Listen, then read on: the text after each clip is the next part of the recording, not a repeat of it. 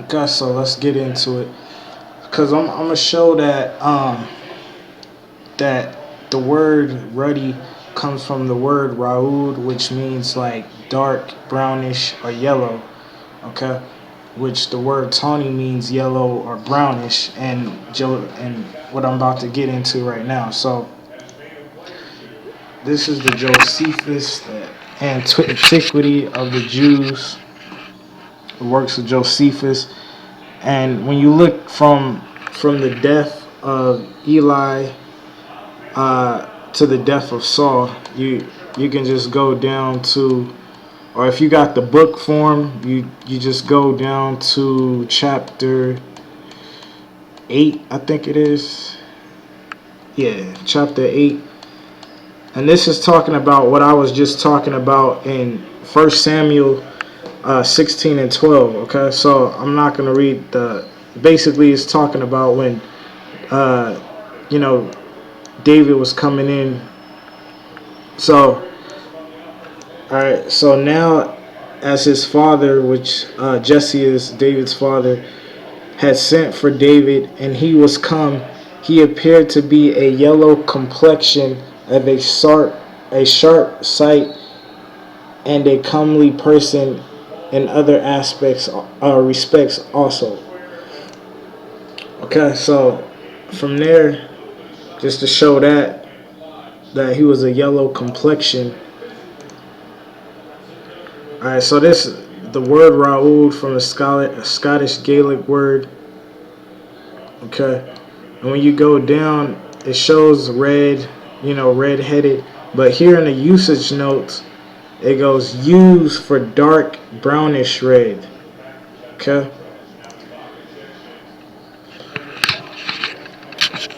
so just to show that real quick, and then like I said, if you look that word tawny up, which I'm about to get into it in a minute, but let me just this is the New Compact Bible Dictionary. All right, first I want to, for so-called Negroes, to show you something. Uh, Let me first go to the ham.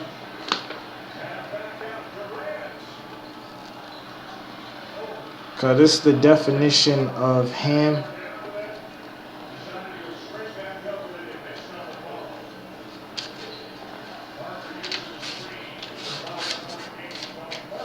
Okay, so ham. Perhaps hot, the youngest son of Noah, born probably about 96 years before the flood, and one of 8 persons to live through the flood, he became the progenitor of the dark races, not the Negroes, but the Egyptians, Ethiopians, Libyans, and Canaanites. And I mean, it's all throughout history that the Egyptians were a dark-skinned people. And when you do research, the only time really uh, you had a lot of white people in there is when the Greeks from Ptolemy rule in Egypt.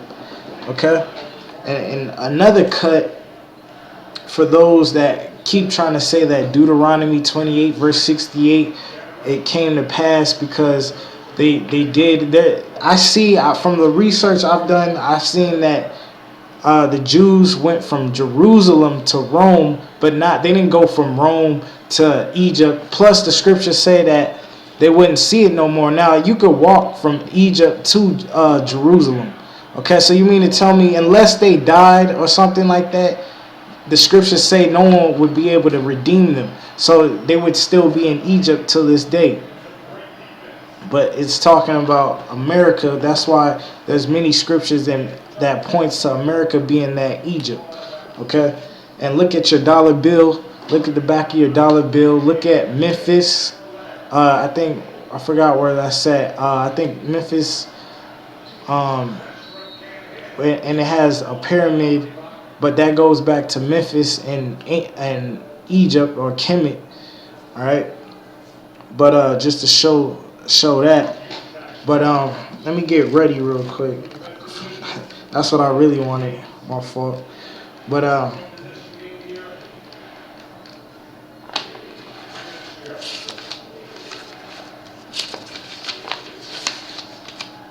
and also like the Washington D.C. having the obelisk, because they follow after ancient Babylon. They follow after America follows after ancient Babylon, ancient Egypt.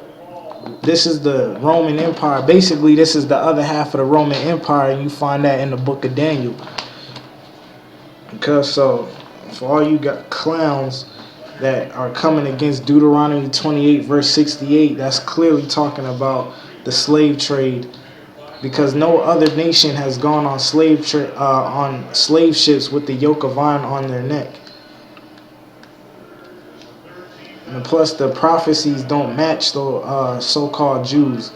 So you guys err not knowing the scriptures, and you guys, and a lot of you guys that blaspheme, that say that the Edomites are done away with. You guys don't know the history that the Edomites basically merged with the Romans, but the Romans were Edomites too.